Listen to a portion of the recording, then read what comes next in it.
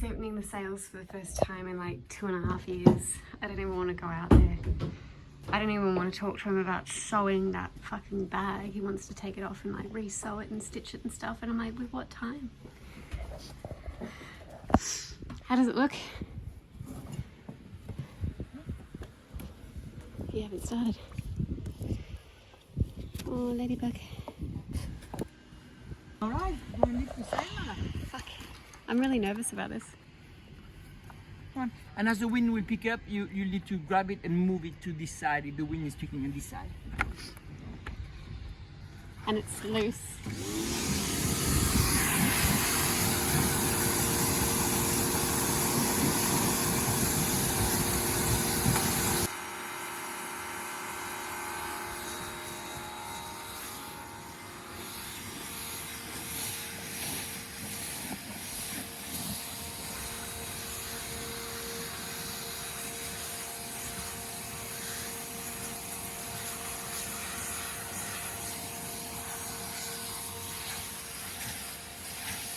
So it's 10 days until we go back in the water, and I'm feeling so many crazy things.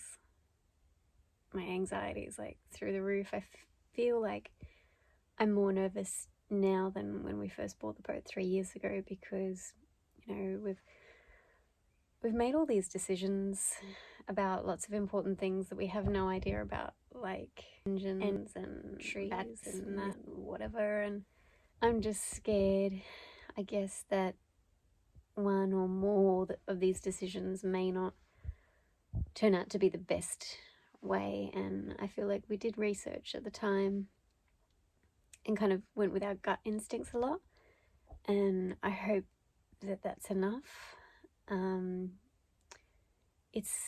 It's hard because I feel like we've literally poured everything we have into this boat for so long that this does represent our very best efforts of what we're able to achieve.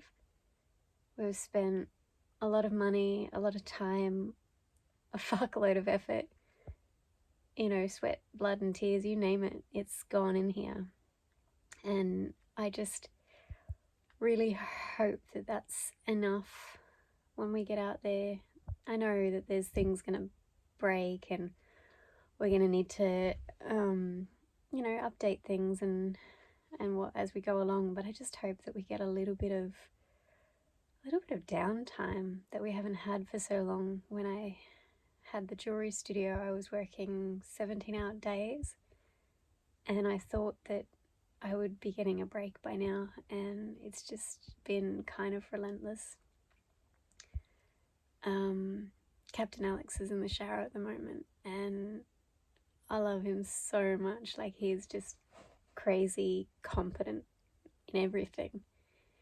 Even if he doesn't know what he's doing, he just seems to be able to figure it out, which, you know, I'm kind of the same, but not to the extent of him. You know, he's really hands-on, and I kind of had a bit of a moment with him. Like, we've been together nearly 5 years and we don't fight, but today I thought he was making a really bad decision with putting the sails up.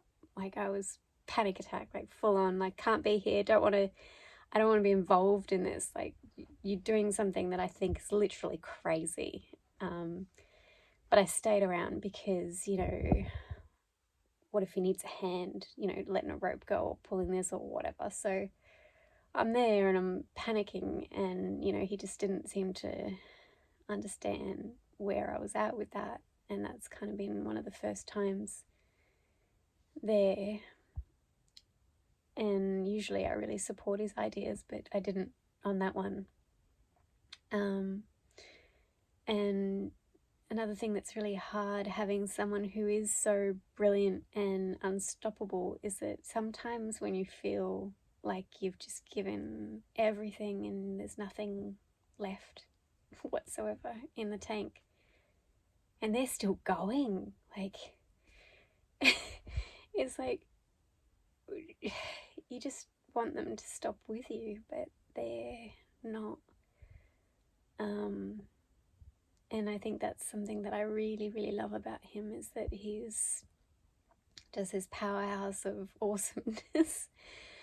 But sometimes maybe I feel inadequate a little bit on that, and I really, really try to keep up. And I think I do a good job trying. And I don't know, I think I'm just ready for a 2 week sleep. Like, I don't even care where we go when we get this boat in the water. I just want to put it in the water and just like sleep for 2 weeks. We're thinking that we will launch, and we've got 2 weeks of messing about, making sure that everything's perfect, and then we were going to head north to Lady Musgrave, which is perfect enough for me. Like, I just love that place. So we'll go there for school holidays with the kids, drop them back to Bundy so they can go back to school, and then we might stay there around that area for another month. We're not going to try and go too far north this year. I feel like we've already missed the season, and also, you know, I don't feel ready. I don't feel like in 10 days we're going to be launching this boat and we're going to be ready to sail away indefinitely. So I think that just going away for a month and a half or 2 months and then coming back for a little bit of a stock up before we go to Sydney, I think that's a really relaxed and reasonable idea. And then after Sydney, when we start heading back up north to Brisbane next year, when we head north, we can do the Great Barrier Reef and all of that and spend, 8 months. That's the plan. All right, but for now, a bit tired.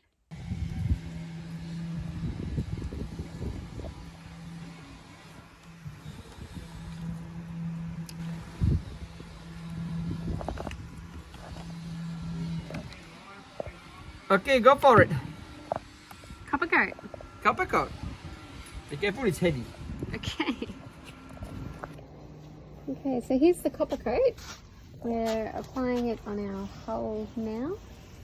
Alex let me in. I don't know if you can see that, but there's quite a lot of powder all through it. So we're just going to apply this everywhere and then send it back.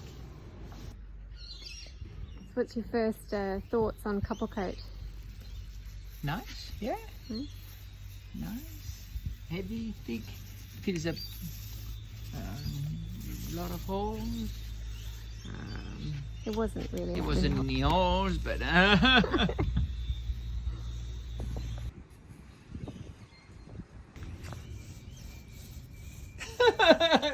My neck hurts.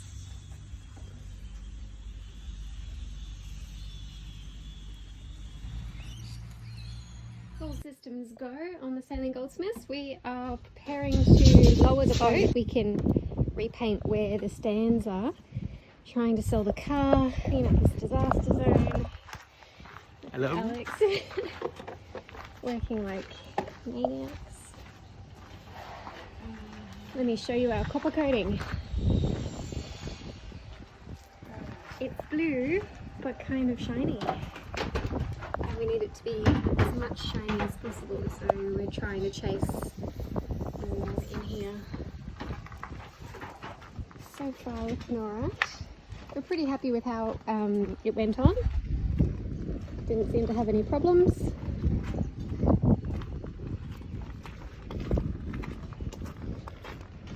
There was heaps of copper in there, heaps. Ideally though, we want it to be even, you can't really see that in the photo, but better than that. Car's for sale if anyone wants one.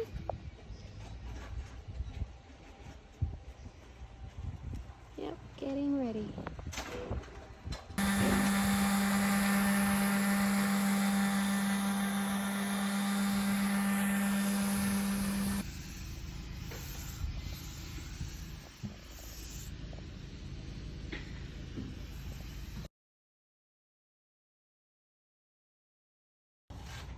We weren't expecting to have to do any fiberglassing this close to going back in the water, but we've just moved the blocks that we were on and sanded this area, which we hadn't previously.